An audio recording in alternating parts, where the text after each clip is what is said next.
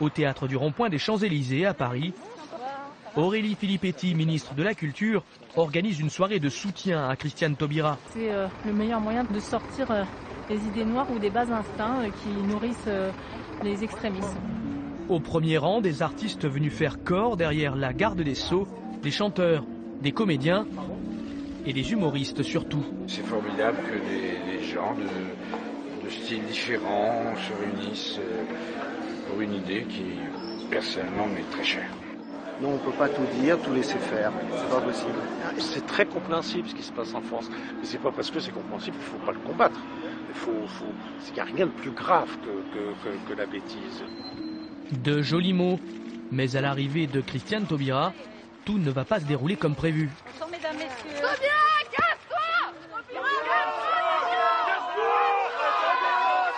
Plus question d'humour, place aux cris et aux invectives.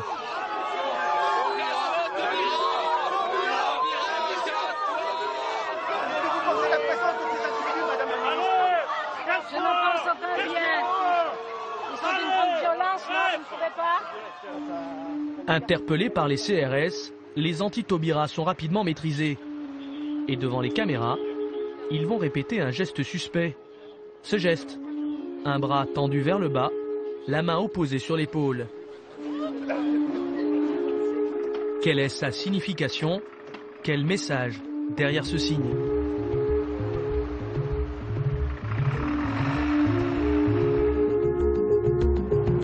Nous avons retrouvé ces manifestants quelques jours plus tard, place Vendôme, face au bureau de la garde des Sceaux.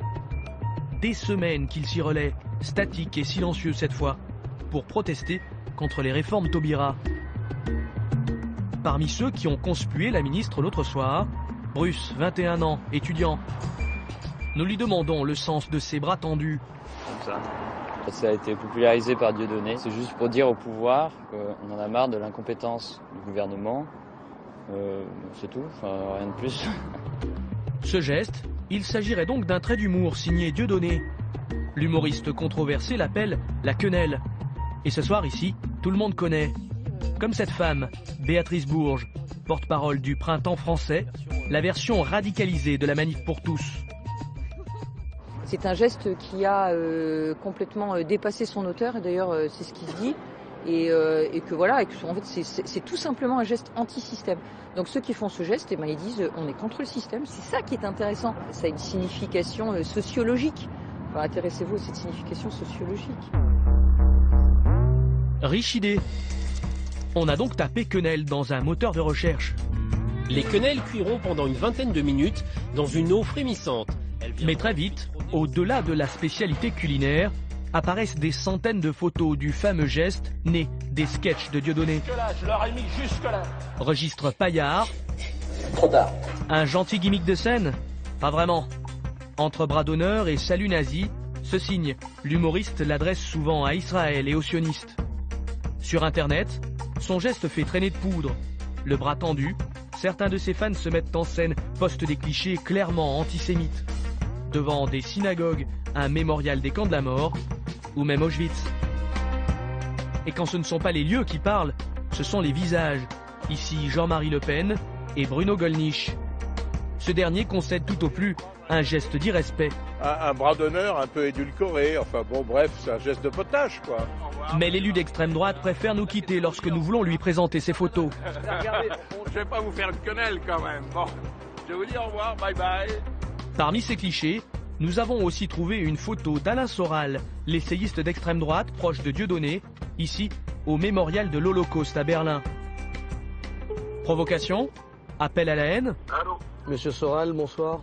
Nous décidons de l'appeler. Avouez, monsieur Soral, que vous entretenez une certaine ambiguïté quand vous le faites dans un endroit aussi symbolique, ce geste, que le mémorial de la Shoah. Pas pour moi.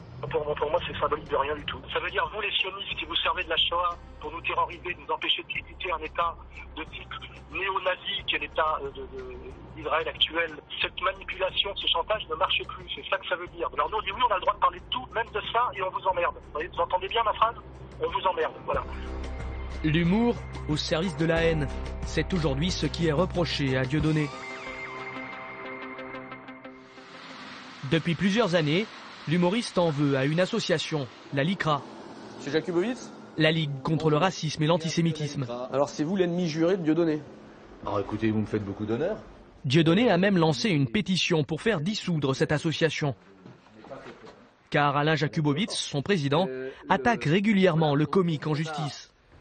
On a cet exemple de la quenelle, là encore l'instrumentalisation de l'enfant, à qui on a mis une moustache à la Adolf Hitler. Ici, devant un fourgon qui a transporté les Juifs vers la déportation. La quenelle, c'est en fait très grossier, hein, c'est une sodomisation, hein, et d'ailleurs très souvent il a accompagné les explications de ce geste, et particulièrement à l'attention des victimes de la Shoah. Bon, c'est sa ligne, c'est son obsession. Et il est clair que c'est un salut nazi inversé, hein, au lieu que le bras soit tendu, il est baissé, on met le bras ici, et en fait c'est parfaitement ce que Dieudonné a expliqué de longue date. Pour Alain Jakubowicz, Dieudonné a atteint un point de non-retour. L'humoriste politiquement incorrect est devenu un militant politique. On peut rire de tout, mais pas avec tout le monde. Dieudonné n'est plus un comique. Dieudonné est un homme politique, un activiste qui effectivement met son talent, et il n'en est pas dénué, loin s'en faut, et il peut encore être très drôle, mais il le met au service d'une idéologie. On n'est plus du tout dans l'humour. Dieudonné plus dans l'humour. Dieudonné banni des médias. Dieudonné condamné à 6 reprises pour ses propos à caractère antisémite. Pourtant, ses affaires se portent bien. Théâtre de la Main d'Or à Paris. Il y joue 3 soirs par semaine, souvent 2 fois dans la même soirée. Nous lui avons proposé de participer à ce reportage. Il a refusé. Merci beaucoup, bonne soirée. Nous nous sommes donc rendus à son spectacle en caméra cachée. 38 € la place, 200 spectateurs. La salle est pleine à craquer.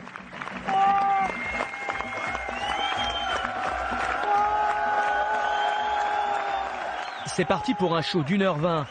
Au programme, des quenelles bien sûr, un humour acide et Christiane Taubira, ici aussi, comparée à un singe. Christiane Taubira, elle était verte. Elle a fait toute sa carrière sur la pleurniche des Noirs. Ouais, donc elle a dit François, enfin, il a dit écoute, Chita, fous le camp. Mais ce qui obsède l'artiste, ce sont décidément les Juifs. Au détour de la plupart de ses sketchs, des salves antisémites, jusqu'à cette charge contre Patrick Cohen, l'animateur de France Inter, qui voudrait interdire l'humoriste d'antenne.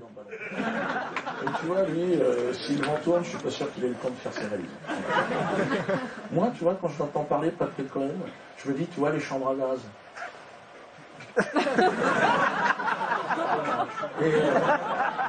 De l'antisémitisme à l'état brut, et pourtant, ça plaît.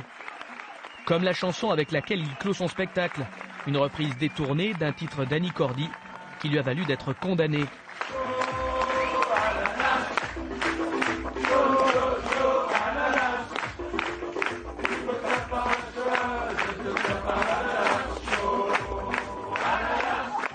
Au sortir de la salle, c'était super. Le public semble conquis. C'est gentil, merci, mais c'était génial. Mais tous ne souhaitent pas nous répondre. En fait, j'ai pas envie de répondre. En fait. Ah. J'ai un de mes supérieurs hiérarchiques qui est israélite.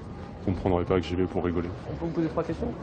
C'est quelle chaîne? C'est France 2. Ah, pas possible. Pourquoi que... On fait pas dans les sionistes. Ils ne sont qu'une minorité à afficher ainsi leur antisionisme. La plupart semblent plutôt être venus pour rire d'un humour politiquement incorrect. Ça vous a gêné? Certaines blagues peut-être, mais non, ça allait. Et toi Thibaut, t'en penses quoi? Mais non, ça fait du bien qu'il n'y ait pas de limite, enfin. Alors c'est un extrême. Les extrêmes ne sont jamais bons, mais c'est rigolo. Moi je prends que le côté rigolo. C'est juste de la provocation, c'est pas de l'antisémitisme. C'est juste de la provocation.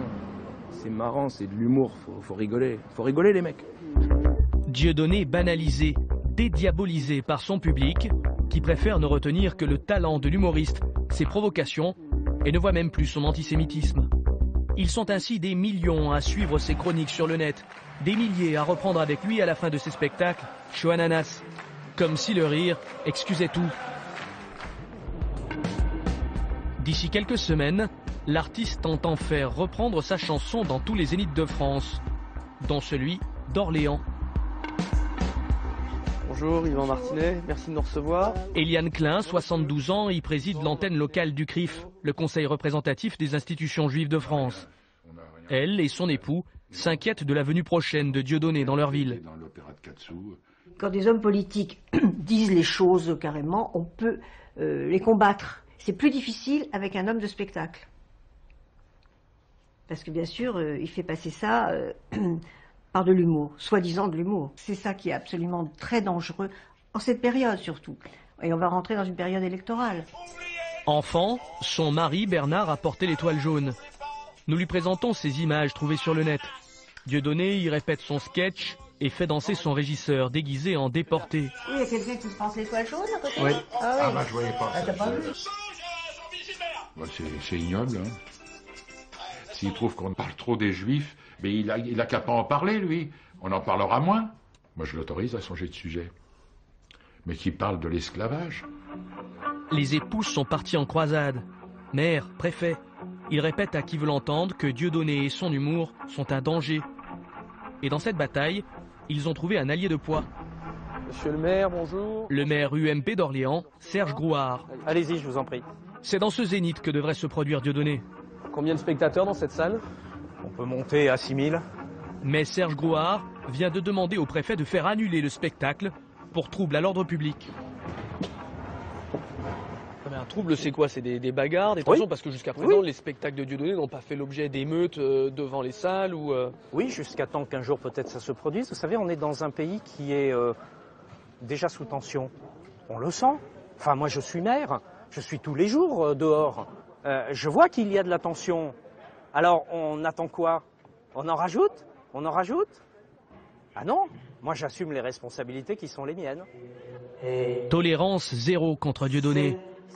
Pourtant, des humoristes qui ont écrit sur la Shoah des sketchs politiquement incorrects, il en a eu d'autres, et pas des moindres.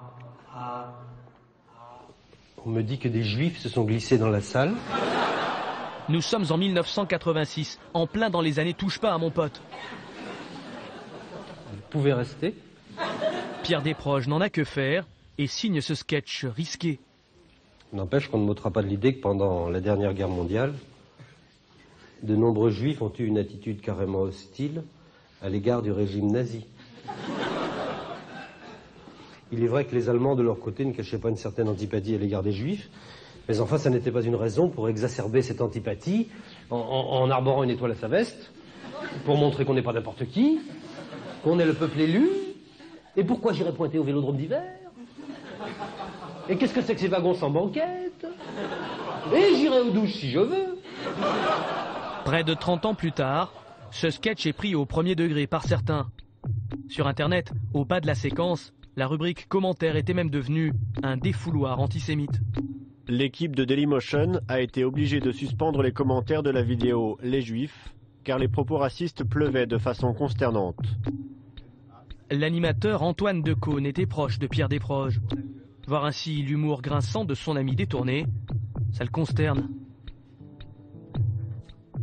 Je crois que ce qui est très très malhonnête aujourd'hui, c'est d'essayer de détourner Desproges pour en faire un humoriste antisémite. C'est-à-dire d'isoler ce sketch-là et de dire « Ah, ça il faut le prendre au premier degré alors qu'on prendrait tout le reste au second degré ». Il y a par définition un travail sur le second degré chez lui. L'homme Desproges est insoupçonnable, c'est-à-dire c'est pas un mec qui avance masqué pour faire passer des idées pourries sous couvert de l'humour. C'est pas du tout ça, c'est exactement l'inverse. Le sketch de Desproges pourrait-il encore sortir aujourd'hui? Nous avons posé la question à Alain Jakubowicz, le président de la LICRA.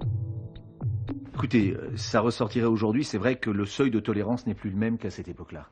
D'abord, on vit dans une période de crise, et c'est vrai que dans les périodes de crise, l'humour n'est pas perçu de la même façon que dans les périodes qu'au cours des 30 Glorieuses. La société a changé. Donc ça passerait pas? Je crains que ça ne passe pas. Et pourquoi ça passerait pas?